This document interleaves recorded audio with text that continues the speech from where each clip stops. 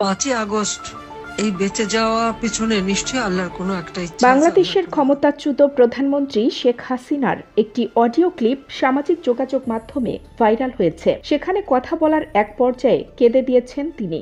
বললেন অনেক কথা। তিনি বলেন, আল্লাহ আমাকে দিয়ে আরও কিছু কাজ করাতে চান বলেই হয়তো আমি এখনো বেঁচে আছি।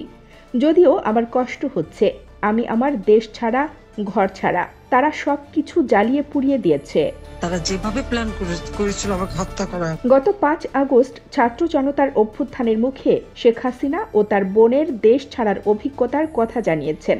আওয়ামী লীগের অফিসিয়াল ফেসবুক পেজেও অডিও ক্লিপটি পোস্ট করা হয়েছে।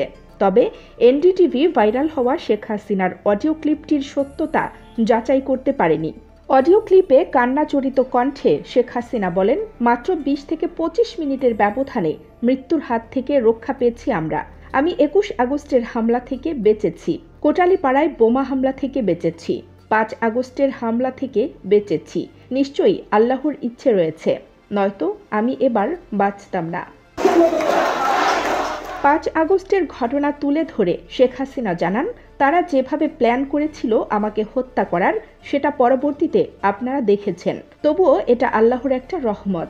আল্লাহ আমাকে দিয়ে আরও কিছু কাজ করাতে চান বলেই হয়তো আমি এখনো বেঁচে আছি।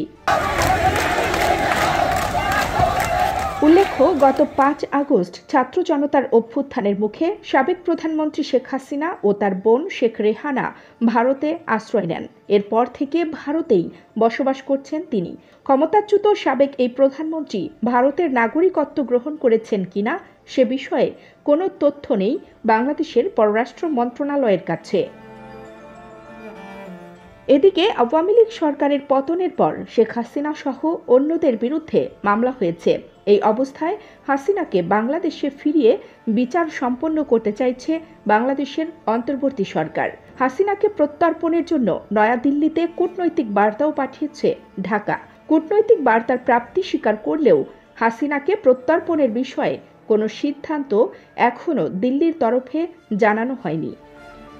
কানিস ফাতেমা নিপা, খবর সংযোগ।